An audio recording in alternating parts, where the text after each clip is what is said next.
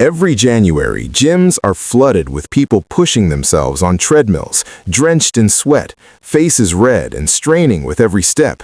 They believe that suffering equals progress and that extreme effort is the only way to lose fat.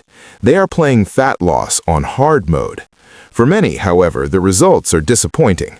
Belly fat barely shifts, and in some cases, the midsection even looks more pronounced after weeks of high-intensity exercise. The reason? High-intensity stress triggers elevated cortisol levels, which can chemically lock visceral fat in place. When the body perceives danger, survival takes priority over aesthetics. There is another way. Easy mode. Not lazy, but biologically aligned. Reducing visceral fat, the fat stored around organs, doesn't require sprinting or punishing workouts. The most effective tool for many people is walking, but not random wandering. Intentional, structured walking works with your body's physiology rather than against it. To understand why walking can be so effective, consider fuel sources. Your body relies mainly on glucose, sugar, and fatty acids, fat. High-intensity exercise forces the body to burn glucose because it needs energy quickly. Fat, a slower-burning fuel, is largely ignored.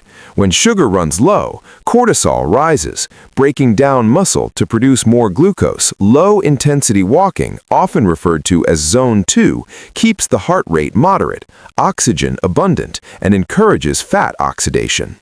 While total calories burned per minute are lower than running, a higher percentage comes from the fat you actually want to lose. One powerful strategy is the post-meal walk.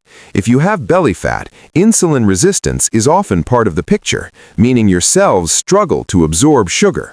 Walking for 10 to 15 minutes after your largest meals helps muscles absorb glucose directly through a transporter called GLUT4, bypassing the need for high insulin.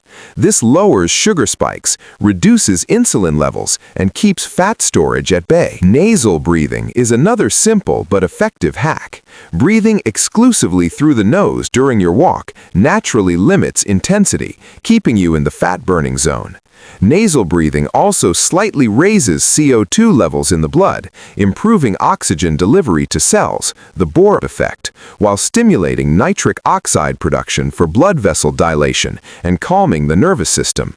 You are regulating metabolism and stress simultaneously. Adding a light load, or rucking light, prevents adaptation. Carrying 5 to 10 pounds in a backpack increases recruitment of glutes, core, and postural muscles without joint stress. This raises calorie expenditure modestly and stimulates bone-related hormones that improve metabolic signaling. You're turning a passive walk into a metabolic and strength-building activity. The optic flow effect addresses the neurological side of belly fat. Walking while staring at a phone activates tunnel vision, stress pathways. Instead, lift your gaze, scan the horizon, and engage peripheral vision. This pattern reduces amygdala activation, lowers stress, and supports fat loss by reducing the cortisol that drives visceral fat storage. Finally, the morning fasted walk leverages low insulin levels and partially depleted glycogen stores. A 15 to 20-minute walk before breakfast encourages greater fat mobilization. Exposure to morning light also anchors the circadian rhythm, aligning cortisol peaks and supporting better sleep, which in turn improves insulin sensitivity the following day. Easy mode is about signaling your body correctly. Muscles absorb glucose, mitochondria burn fat, and the nervous system relaxes. Consistency and intelligent design outperform extreme suffering. Tonight, instead of an intense workout, plan a structured walk.